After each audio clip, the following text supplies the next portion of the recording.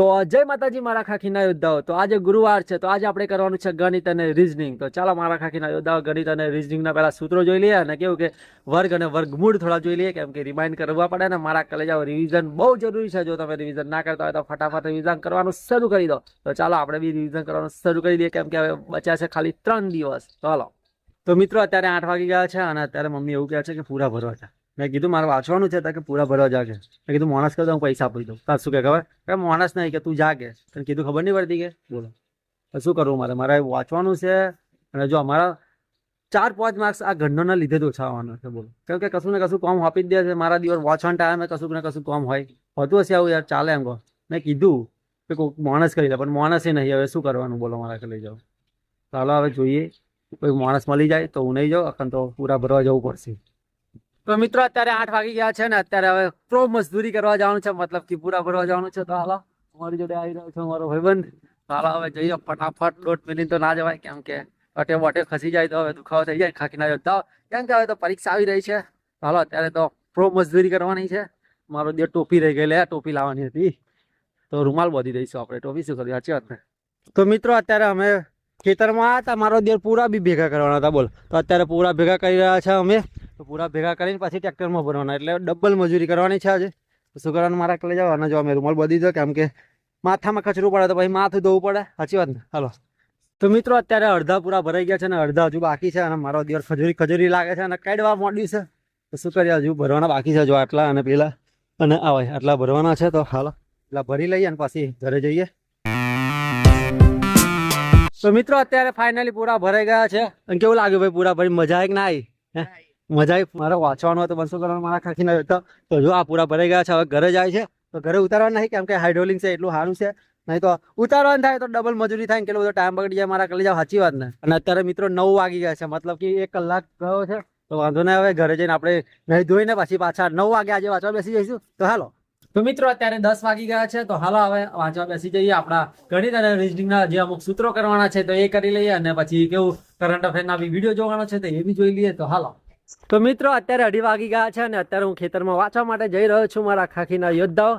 તો હાલ હવે ખેતરમાં જઈએ અને આજે આપણે શું વાંચવાનું ખબર મારા કલે જાઓ, ગણિત રીઝનિંગનું કરવાનું છે, પણ મારે કાલે ભારતના આધુનિક ઇતિહાસનું થોડુંક બાકી રહી ગયું છે, તો મેં કીધું એ રિવિઝન કરી નાખીએ। તો હાલ મારા કલે જાઓ, જઈએ ફટાફટ ખેતરમાં અને મસ્ત કરવા માટે। અને જો ખુદ્દીઓ કેટલી મસ્ત મસ્ત છે, કેટલી બધી છે, જુઓ તો ખરા મારા કલે જાઓ, વ્હાઈટ ખુદ્દીઓ છે। તો હાલો જઈએ।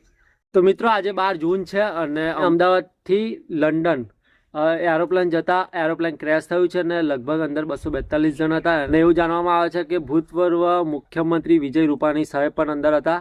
અને જે લોકો મૃત્યુ પામ્યા છે એ લોકોને ભાવભર્યું શ્રદ્ધાંજલિ મારા કલે જાઓ, અને એમની આત્માને ભગવાન શાંતિ આપે।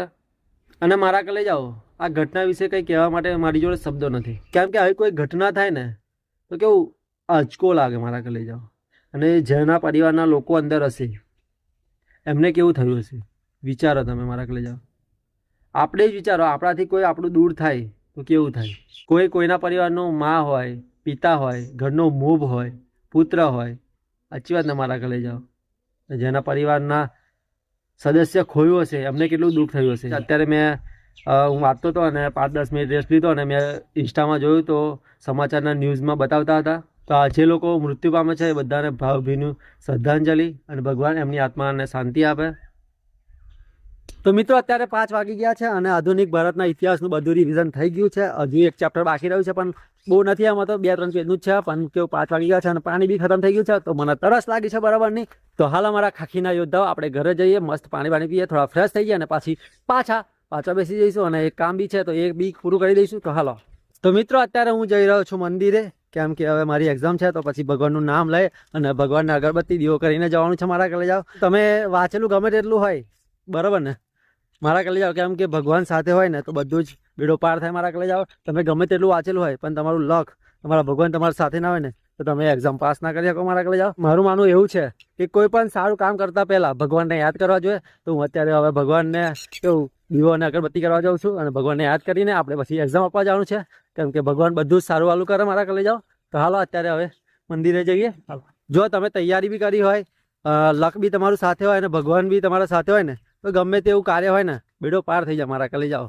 તો હાલો હવે મંદિરે પહોંચી ગયા છે, આપણે દીવો અગરબત્તી કરી દઈએ। હાલો તો મિત્રો અત્યારે 9 વાગી ગયા છે અને અત્યારે આપણે શું કરવાનું છે ખબર, કરંટ અફેરના વિડીયો જોવાના છે અને અમુક પ્રશ્નો મેં સ્ક્રીનશોટ પાડેલા છે તો એ વાંચવાના છે. તો ચાલો મારા ખાખીના યોદ્ધા કરંટ અફેરના કેવું પ્રશ્નો વાંચી લે અને વિડીયો જોઈ લે. અને અત્યારે હું ધાબા ઉપર જ છું કેમ કે મોબાઈલમાંથી જ વાંચવાનું છે એટલે પછી મેં કીધું નીચે નહીં રહેવું, આપણે ધાબા ઉપર આવતા રહે કેમ કે ધાબા ઉપર એકદમ ઠંડુ ઠંડુ વાતાવરણ લાગી રહ્યું છે. તો હાલો મારા ખાખીના યોદ્ધા, અને 2 દિવસ એક્ઝામના રાહ છે તો તમને કેવું ટેન્શન થઈ રહ્યું છે હે મારા કલે જાઓ કહેજો. મને તો હવે ટેન્શન નહીં થતું કેમ કે ટેન્શન શું લેવાનું, એમ સાચી વાત ને મારા કલે જાઓ, આપણે તૈયારી એટલી કરી છે, આમ ટેન્શન થાય પણ હવે ટેન્શન નહીં લેવાનું. ટેન્શન લઈએ તો ખોટું દિમાગનું દહીં થાય, એટલે ટેન્શન નહીં લેવાનું, ઉપરથી રિવિઝન મસ્ત કરવાનું. તો હાલો તો મિત્રો અત્યારે 10 વાગી ગયા છે તો હાલો મારા કલે જાઓ, હવે ઊંઘી જઈએ કેમ કે હું ખોટા ઉજાગરા નથી કરતો કેમ કે અત્યારે ટાઈમ એવો છે કે ખોટા ઉજાગરા ના કરાય. સાચી વાત ને મારા કલે જાઓ, કારણ કે અત્યારે ટેન્શન લઈને પ્રેશરમાં આવી અને કેવું શરીરમાં થાકેલું હોય અને બીમાર પડી જાય તો મારા કલે જાઓ, એટલે પછી ખોટા ઉજાગરા નથી કરતો અને શરીરનું ખાસ ધ્યાન રાખું છું કેમ કે હવે 2 દિવસ પછી આપણે એક્ઝામ છે એટલે શરીરની કાળજી તમે બી રાખજો મારા ખાખીના યોદ્ધાઓ. તો હાલો હવે મળીએ. જય માતાજી. Big thank you for being here. बहुत बहुत धन्यवाद.